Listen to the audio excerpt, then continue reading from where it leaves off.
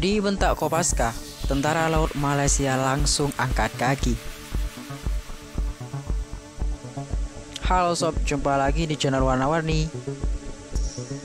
Komando Pasukan Kata atau lebih dikenal dengan sebutan Kopaska didirikan pada tanggal 13 Maret 1962 oleh Presiden Soekarno untuk mendukung kampanye militer di Irian Jaya.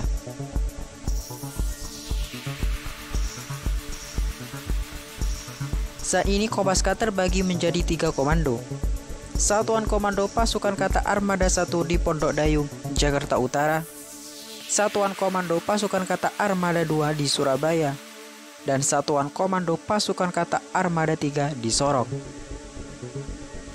Tugas utama mereka adalah menyerbu kapal-kapal dan pangkalan musuh, menghancurkan instalasi bawah air, penyiapan perebutan pantai, dan operasi pendaratan kekuatan amfibi. Komando Pasukan Kata disingkat Kopaska adalah pasukan khusus dari TNI Angkatan Laut.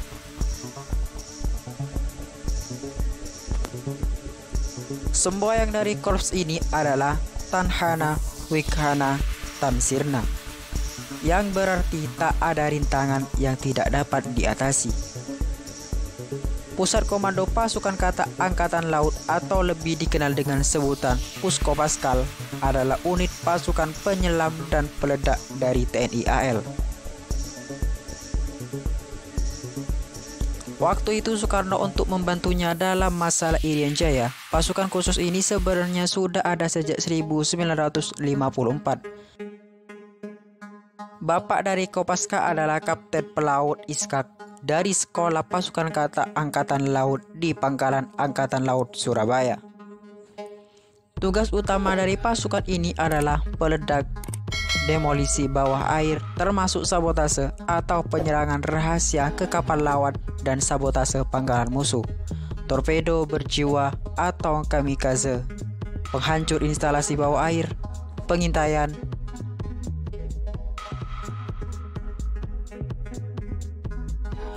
mempersiapkan pantai pendaratan untuk operasi amfibi yang lebih besar, serta anti-teror di laut atau marinir kontra-terorisme.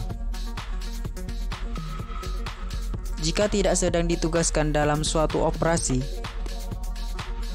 tim-tim detasemen Pasca dapat ditugaskan menjadi pengawal pribadi VIP seperti Presiden dan Wakil Presiden Indonesia.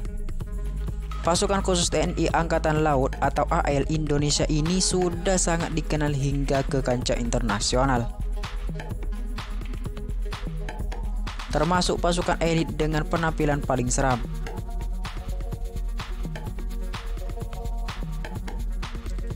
Mengutip dari buku Kopaska, spesialis pertempuran laut khusus yang diterbitkan dalam rangka 50 tahun Kopaska. Awal terbentuknya Komando Pasukan Kata yakni saat Angkatan Laut Republik Indonesia atau yang sekarang bernama TNI AL memperingati Hari Armada di Dermaga Ujung Surabaya.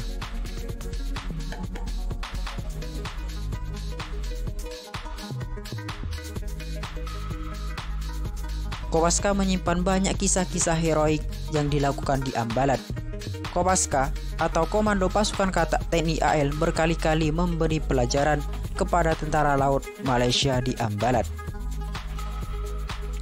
Ambalat yang terletak di Laut Sulawesi atau Selat Makassar berada di dekat perpanjangan perbatasan darat antara Sabah, Malaysia, dan Kalimantan Timur, Indonesia.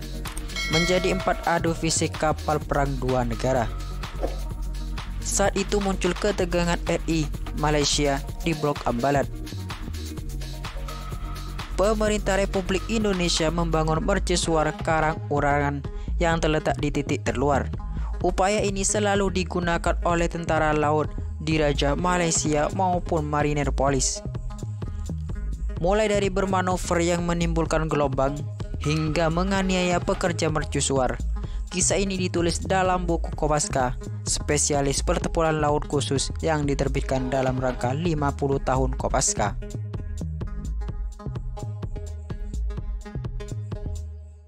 Gesekan kapal perang Indonesia dengan Malaysia berawal dari gangguan kapal perang negeri jiran terhadap pembangunan tiang pancang mercusuar. Kapal perang Malaysia berulang kali melakukan teror terhadap pekerja Indonesia yang membangun tiang pancang suar di Karang Unarang, Bambalat. Teror dilakukan dengan bermanuver dengan kecepatan tinggi di sekitar lokasi pembangunan. Percikan dan gelombang kapal perang membuat para pekerja Indonesia kesulitan meneruskan pekerjaannya. Lagi pula, para pekerja berada di gugus karang yang terasa hempasan gelombang ombaknya. Hari itu Jumat 1 April 2005 pada pukul 6 waktu Indonesia Tengah.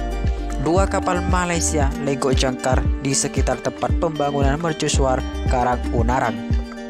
Jaraknya cukup dekat, hanya sekitar 50 yards dari tonggang Lius Indah tempat para pekerja mercusuar mempersiapkan peralatan.